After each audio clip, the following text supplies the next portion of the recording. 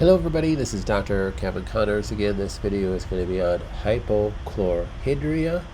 Hypochlorhydria is a decrease in hydrochloric acid production in the stomach. Probably the most misunderstood condition on the planet. Maybe the most common condition on the planet, certainly in the United States. Not so misunderstood by people that understand health and functional medicine. I mean, it's been, well explained through the literature through the decades, but it's very misunderstood in the medical profession and completely mislabeled and misunderstood by the pharmaceutical company because they make a bloody fortune causing this or perpetuating it, we could say. So we're going to dig into this and why we have it and why it's important and why you absolutely need to address it.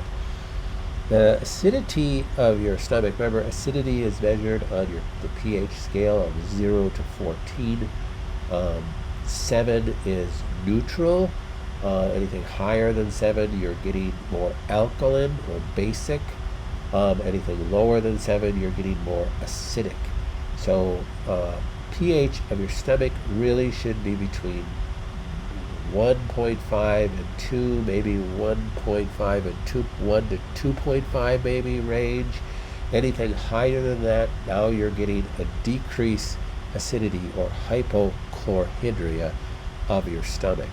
Can too much, people think that they have stomach problems because they have too much acid. That is the misnomer. That is the misunderstanding. You do not have too much acid causing stomach problems. Well, how come when I take an antacid then my stomach pain goes away? You have stomach problems and you burp up hydrochloric acid because you're not producing enough hydrochloric acid to digest the food that's in there, so that the bolus of food in there is not getting properly digested, therefore not getting signaling to move into the small intestine, so it pushes up into past the cardiac sphincter into the esophagus, and you get this regurgitation of acid. And now if you take an antacid, it does take that away and you feel so much better, so that you become addicted to taking antacids, which make your problem worse. You're producing less and less stomach acid, you're getting more and more maldigestion and all the disease processes that come along with that, which are horrific. And you need to know it, because still, cardiovascular disease is the #1 cause of death in the United States. And guess what a common root of that is? This is it: hypochlorhydria. Hypochlorhydria leads to all sorts of problems, and one thing you're going to learn, it leads to H. pylori, Helicobacter pylori, which is the most common bacterial infection on the planet, according to the World Health Organization. The #1 cause of gastric stomach cancer, and in the top 5 causes of cardiovascular disease and endothelial disease, which is all the arterial sclerosis, hardening of the arteries, damaging arteries. All of your cardiovascular diseases are greatly tied to H. pylori overgrowth, which is almost always caused from hypochlorhydria. That's why it's important, okay? And also, H. pylori causes a lot of cancers. We're going to talk about all of that. But you need to keep your stomach acid. It's like, well, then, okay, what do I do? So we'll talk about that a little bit in this. I want to just show you how you would find this out and the dangers of it. And I have blog posts on how you would actually treat hypochlorhydria. So make sure you go and check our blog posts on Helicobacter pylori, H. pylori. I'll tell you how to do that, but watch this video first. Okay, so causes. Well, normal aging is a cause. So as we age, our cells that make HCL work less efficiently, just like all our cells can work less efficient. So we can have normal aging can cause a decreased HCL. Certainly stress is going to cause decreased HCL. Stress has to do with stimulating Any perceived stress is a sympathetic response. Your autonomic nervous system is a balance between your sympathetic and your parasympathetic. Stress is going to increase your sympathetic tone, and that is going to just, when a bear is chasing you in the woods, you don't need to digest right now, okay? We don't need to digest any food. We need to shunt all our energy, our blood flow to our extremities to run away from this bear.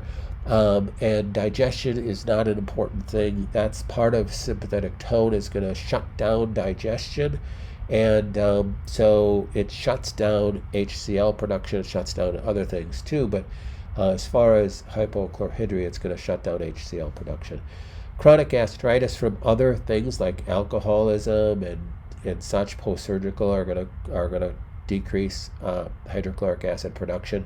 Different autoimmune conditions that I shared in the past video. That's why you test in Cyrex Array 5. That's one of the things you test for, is intrinsic factor, and you test for the cells that make HCL, whether you have antibodies to those cells, and destruction of the cell lining in the stomach, where you have a much decreased ability to even make HCL. So you want to test for those.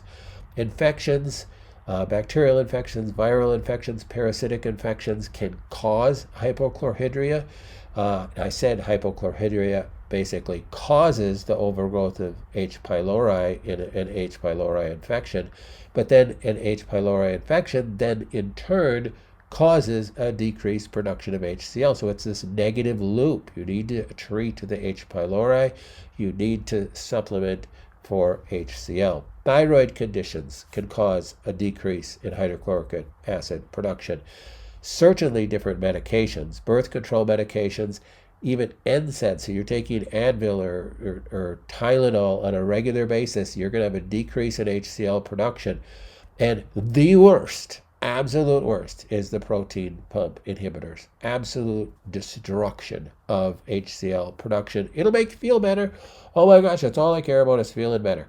Okay, well, good luck with that when you end up having a heart attack. And I'm not trying to scare you, but when you have overgrowth of hydrochloric of H. pylori because of a decreased hydrochloric acid production, it doesn't just stay in your stomach and cause ulcers. You might never get an ulcer, but it goes systemically and damages your arteries and damages other things. It is a cause of cancer. I don't mean to scare you, but this is an important thing to deal with, and you don't deal with it at your own expense. We'll leave it there. Refined carbohydrates, eating way too much sugar, can decrease HCl production. Zinc and thiamine deficiencies can cause that, and this is another loop. So if you have a decreased HCl production, you can end up with a zinc and other nutrient deficiencies. Lack of dietary protein, low estrogen. So there's a lot of different causes to this. There's a lot of different effects too, and this list could be 5 times this long, but you're definitely going to have poor digestion, and I hit that really, really hard in the last video, how important digestion is from a physiological standpoint. If you're not breaking down your proteins and carbohydrates, that's what HCl does in the stomach, and you have a bolus of food that's only partially broken down going into the small intestine, it puts an enormous amount of stress on the pancreas and on your liver and on your gallbladder, and they won't keep up, and this goes on over time, and you're going to end up with other things. This is how it can lead to colon cancer and other more serious things. Certainly you're going to have malabsorption, you're going to have issues with constipation, diarrhea, all sorts of different dietary issues. It's just going to affect your GI tract horribly because you're not breaking things down. And how I explained in the last video, if you're not breaking things down, then you can't absorb things, and then you will damage the gut wall, and then you will actually allow things to pass in a form that's larger than it should have gotten through the cell membrane, because the barrier has been breached, and that's how you end up developing antibodies against foods and against things and damaging your cells, and now you have this inflammatory process going on. And why am I allergic to all these foods? And why is everybody allergic to gluten now? And why is everybody allergic to dairy now? And why do we have all these allergies? This is the big part of it, okay? So if you're not properly digesting the food that you're putting in your stomach, then you're going to start developing antibodies to these food particles. If you want a healthier body, you need to start with digestion. It has to start, from the top down. So hypochlorhydria is a huge thing. If people that have health problems, if all they did, remember this is what I said in another video somewhere, that the most important supplement to take of anybody that has health problems is probably our Clear Digest, which has HCL in it, digestive enzymes in it, and bile salts in it.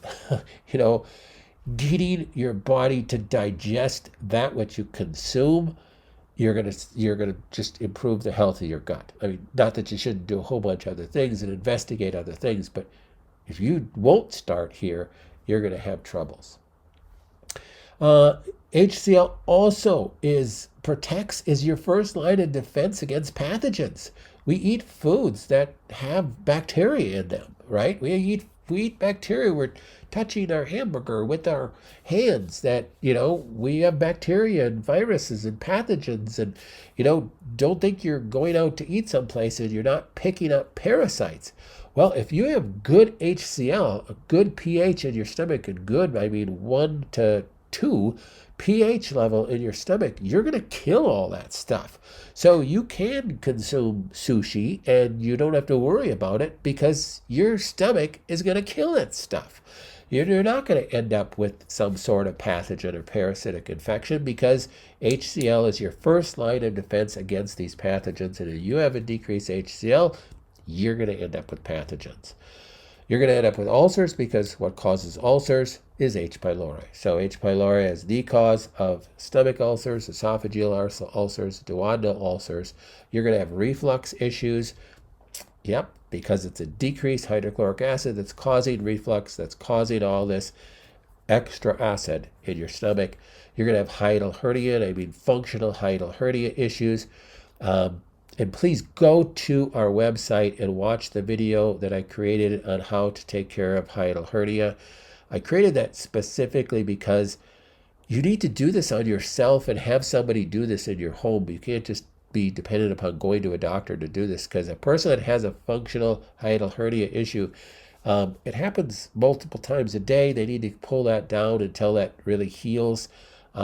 This is a problem that I personally had as a hiatal hernia issue all the way through my childhood into high school until I went to a chiropractor that did kinesiology and started working on me with this, and just literally just changed my life in a lot of ways, because that really, really helped my GI issues that I was having. Highly overlooked even by most functional medicine doctors. Watch my video on how to self-treat and have a friend or partner self-treat your hiatal hernia. It will be very helpful for you. Decreased HCL causes dysbiosis, causing small intestine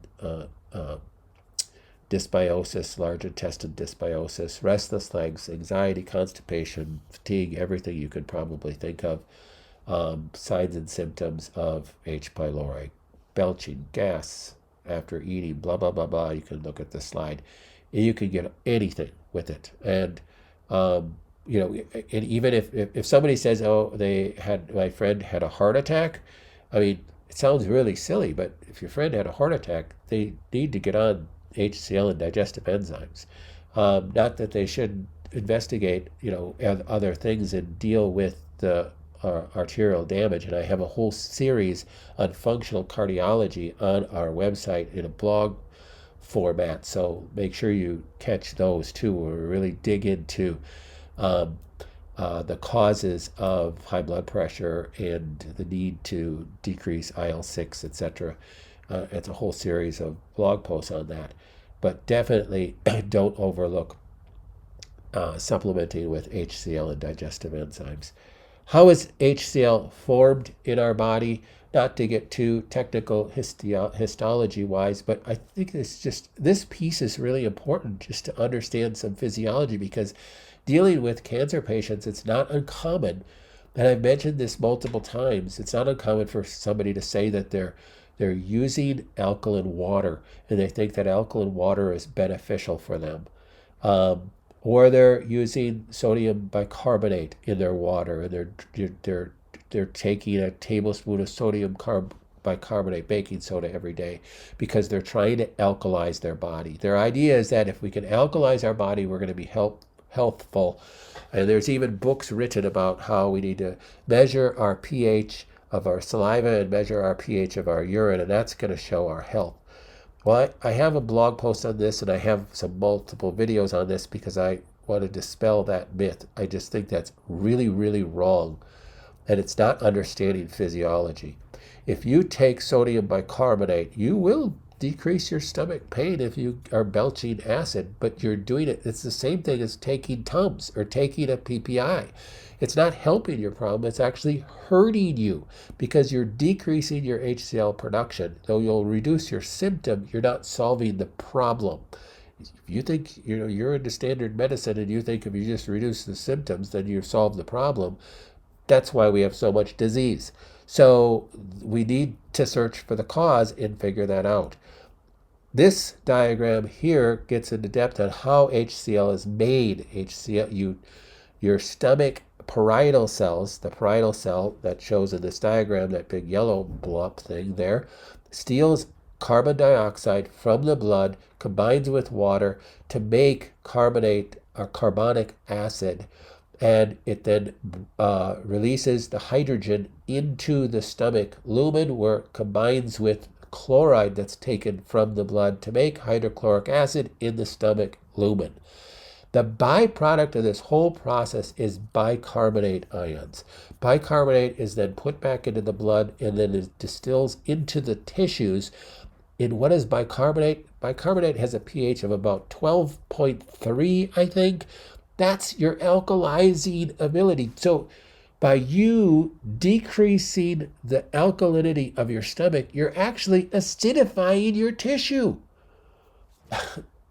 I don't know how to say it any other way. You're not understanding physiology.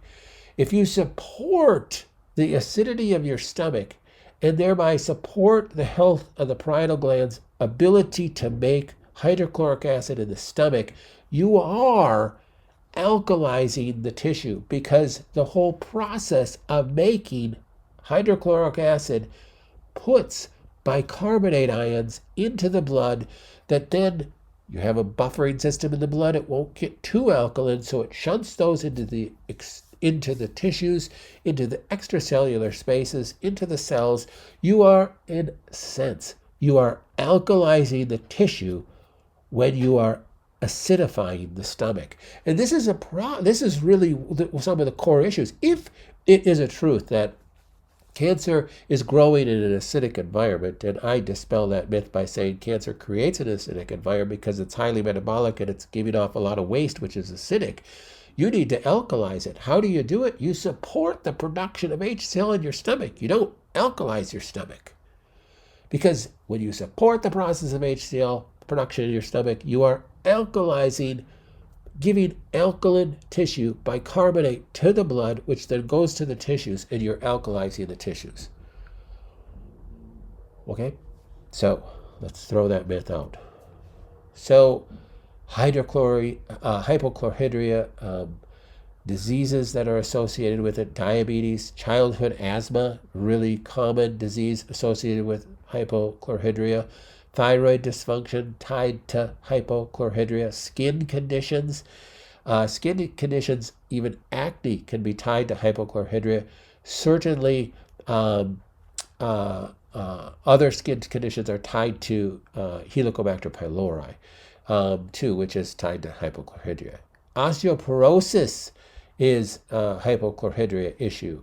Part of the osteoporosis and part of the systemic issues with hypochlorhydria, I think, have to do with the lack of production of alkalizing bicarbonate. Because if you're not producing the bicarbonate through making HCl, you have to steal calcium from the blood or from the bone to buffer the blood. Understand, you have a buffering system in your body, and you will maintain a pH of your blood of 7.35, I think it is, or you'll die. So you will maintain that, okay? The only time it won't be that is near death.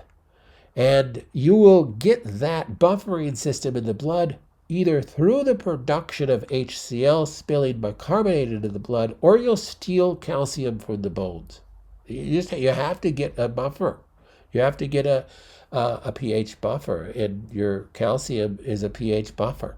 So you'll steal calcium from the bones. So you'll end up with osteoporosis. Obviously, chronic gastritis is a piece to that too. We could go on and on. H. pylori is the worst piece of the hypochlorhydria puzzle. I've hounded on that a little bit now. I'm going to refer you to this blog post. I just did a screenshot of our website. Just search for Helicobacter pylori information and care in our little search bar there, and you'll pull up a blog post, and it'll explain some of the pathway that's associated with it. We'll touch on it a little bit more in this video as I go here, because I think it's so important. Different physical exam findings listed. Adult acne is tied to decreased HCl production. Dilated capillaries in the nose and face, that is tied to alcoholism too, but it's also tied to, somebody can have that when they don't even drink, and it's tied to decreased H. pylori. Skin conditions dealing with dandruff and flaky skin, soft pore growth of fingernails, brittle and splitting nails, white spots on the nails. That's typically thought of as a zinc deficiency, but when you have a decreased hydrochloric acid production, you won't absorb zinc. So even if you're taking zinc, you're going to have poor absorption of zinc, and you're still going to have a functional deficiency and the signs thereof. Functional blood chemistry analysis patterns, you're going to have hypochlorhydria is possible if you look, and I talked about this in the last video, but if you look at it and the person has an increased globulin level and yet a normal or decreased total protein and or albumin. And hypochlorhydria is even more probable if globulin levels are increased along with an increased BUN, blood urea nitrogen, a decreased or normal total protein and or albumin and or decreased serum phosphorus. So those are the things that you look at in a blood chemistry panel to confirm hypochlorhydria. But 95% of the time, you're going to diagnose it based upon the person's symptoms. So, and honestly, I have all my family members taking a HCl, a digestive enzyme, just because it's just everybody has it. I mean, because of our diet. Why does everybody have it? Well, because you're eating chemicals and additives and colorings and flavorings and pesticides and herbicides and glyphosate and all these things that damage the cell, damage that parietal cell of the stomach to produce it. So we're damaging that cell. You need to take some burden off the cell by adding HCl to your diet when you eat food so that that cell can recover and start producing, so you can alkalize your blood and your tissue and digest your food. So you just need to. Other patterns in blood chemistry, and this can be all over the place, so you can't go by all of these. An imbalance, it can be either high or low gastrin, your MCV and MCH. Now those are red blood cell patterns, your mean corpuscular volume and your mean corpuscular hemoglobin are increased. Typically with an anemia, they're going to be different types of anemia. With anemia, lots of we see with cancer patients, anemia of chronic disease, they're going to be decreased, but with other anemias, they can be increased. And it's because you need HCl to help you absorb iron and help you utilize iron. So you have abnormal ferritin levels, and that's going to throw the MCV and MCH off. A decreased or normal calcium, decreased iron, back to the need for HCl in order to absorb iron, a decreased CO2, increased anion gap and a decreased alkaline phosphatase. Those are some of the things you can see, not exact patterns, but some of the things you can see in the blood work. H. pylori, again, the worst issue with the decreased hydrochloric acid production. It suppresses the parietal cell. So if you already have decreased HCL because of your diet, and now you have overgrowth of H. pylori. H. pylori in turn suppresses the parietal cell's production of HCl, and then you end up with iron malabsorption, B12 malabsorption, calcium malabsorption. You end up with SIBO. You end up with decreased microbiome diversity, and then digestion and malabsorption syndrome in the gut. You have damaged vascular endothelial. This is one of the most damaging pieces, and I said it is in the listed in the top 5 cause of cardiovascular, cerebrovascular risks. You have antibody molecular mimicry. I talk about this a little bit in the autoimmune course. It's a molecular, H. pylori is a molecular mimic to your parietal cells causing autoimmunity. That's why we test for that in the Cyrex Array 5 test to see if you have actually antibodies to the parietal cells. We're talking about the parietal cells in the stomach that make HCl. Worst case scenario. And you have other gastric lining cells causing gastritis. You can have molecular mimicry to the pancreas and end up with type 1 diabetes. You say, oh my gosh, so my decreased HCl could have caused all these things? Yes, it could have. That's why, the more you can learn for your kids, even if you're in your 40s or 50s and you're just learning this stuff, well, the more you can learn for your kids and grandkids and help them prevent some of these issues that we've gone through, that's why you're learning, right? So don't stop learning. And don't think you're just learning for yourself. You're learning to help share this stuff to other people. Hopefully you're getting this out, right?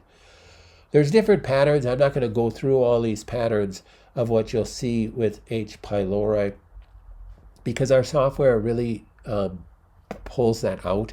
And you'll see if we put your blood work, your CBC and complete metabolic panel in our software, then it'll actually say that this is a possible pattern to look for because it is so prominent. Remember, HCl, Helicobacter pylori, according to the World Health Organization, is the #1 bacterial infection worldwide. So just because you haven't heard of it, doesn't mean that, it's not there. It's there. So there's functional tests to test for this. There's blood tests to measure antibodies. Not real effective because it tests for IgA and IgG antibodies, which could be past exposure. The urea breath test is a pretty accurate test, but you could miss it in that. Probably the most accurate is a stool antigen test, and a complete stool diagnostic test would be probably the easiest way to do it. But again, I actually myself, I just treat it constantly. So I take berberine. And in the blog post, I talk about different ways that you treat it. I take berberine on a fairly regular basis. I don't take it daily, but I take it regularly because that is, berberine and garlic are probably your best killers of H. pylori. Just heart disease is in our family. And again, what's one of the top causes of heart disease? H. pylori. So you're just going to assume you have it. It's ubiquitous. It's everywhere. According to the World Health Organization, if you diagnose a person with H. pylori, you treat them with an antibiotic, which I don't necessarily recommend unless it's an acute stage and you are seriously sick. But you'd want to treat it from a natural perspective on a regular basis. But if this person it is retested 30 days later and they have it again, then you have to treat them, their whole family, include their family pets. Because it's ubiquitous. You're going to just pick this up everywhere. It's not whether you're going to be exposed to it. It's whether you have good HCl production so you'll kill it.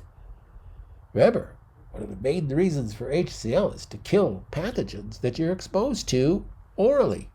So I hit that pretty hard. So it's just because it's so gosh darn important. So keep studying, know that you're studying not just for yourself, but for others, your family, people you love. Tell people the truth. That's what we're here for, to just get this truth out there. Share this video, share your knowledge with as many people as you can. Know that I love you guys and pray for you, and we'll see you at the next video.